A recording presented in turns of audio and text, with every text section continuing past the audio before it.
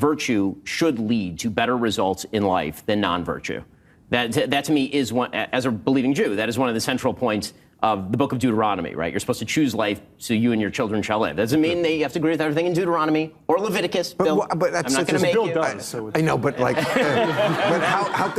that's always such a silly argument, because if God wrote the book, how could there be things we don't agree with? It either got to be perfect because it's written by you know who, or it's just not perfect and written by people, which it was, obviously, and it's full of nonsense and wickedness and things that are everything but virtuous. So, Bill, you and I agree on morality. I'd say like 87%. Morality, 87.5. but not from the Bible. I have a question. Why?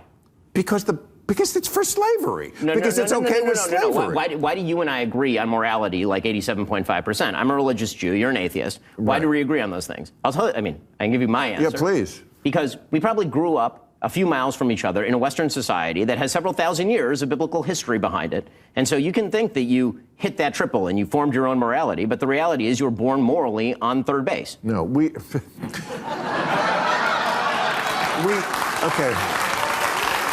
We got that morality from the Enlightenment, which was an anti-religious movement. The Founding Fathers, they weren't religious people. They were deists. They weren't particularly Christy. Thomas Jefferson used the morality of the Bible when he was ripping all the miracles out of the Bible. Yes. He literally wrote a version of the Bible without the miracles. I mean, that we is discussed this the last time I was here, and you were talking about all of Jesus's teachings and how this was really radical new stuff, right? And how it changed the world. His basic philosophy, yes. And how without that, I mean, I think it's worth understanding that what the pivot point in history when we talk about Judeo-Christian ethics, but more specifically Christian ethics, what a turning point in history that represented for within the Roman Empire and beyond in terms of medicine, in terms of care for the widow and the orphan. Much of what we would consider to be sort of good moral ethical behavior was not in fact a commonplace or mainstream thing several centuries ago. And so I think to Ben's point, some of that Why do we still do it? Why do we still admire it? Because, I mean, because cut flowers die. Meaning that if the flower is the result of the root, and then you cut the flower, you can live on with a secular humanistic morality, be a moral person, be a good person, but it does not systemically maintain. If there's no actual outgrowth from a basis of belief that this is fundamentally demanded of you by a higher power, because you can't get from atheism to reductive morality just by pure reason, right? Even every atheist will acknowledge this, that the values that you believe are not things that can just be reasoned to, because they assume things that are not in evidence, like the inherent value of humanity. I mean, we're pieces of meat wandering through space. What's the inherent value of that? These are all religious, faith-based premises. You don't have to believe in God to believe in those things, but they are logical jumps. They are leaps of faith, is what we would call that in religion. And so at least acknowledging that recognizes that we're all living in a world of faith, whether you believe in God or not. I'm just saying the book, the wellspring from where you're getting this morality, is so deeply flawed, even if it was just the slavery thing. And it's not just that. I mean, if you rape a woman, it's a property crime.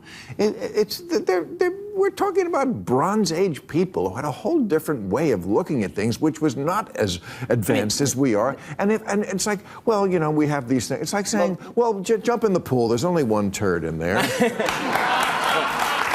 it's more like saying that as a religious person, the basic idea is that God has to speak to humans of the time, and then human beings have to apply their reason. This is why the relationship between reason and faith is not just you take it on faith and you do whatever the Bible says. I mean, this is why there's a developed oral tradition in Judaism, or this is why there's a developed natural law tradition in Catholicism. I mean, the idea is that it's an admixture of human reason and those faith-based principles. But here's the real question. If the sort of reasonable morality that you espouse is universal, then why is it not even remotely universal on planet Earth? Okay, it is only found in Christian-based societies.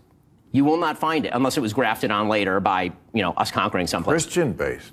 You saying this with the yarmulke on? Yes, because because Christians believe the first half of the Bible, which is mine. I'm working on them, Bill. I'm working on them. Well, as you know, I mean, this is the point where I remind all Christians in my first of all, I appreciate all the attempts to convert me, and yes, you get infinity heaven points if you're the one who does it. Is what I have heard.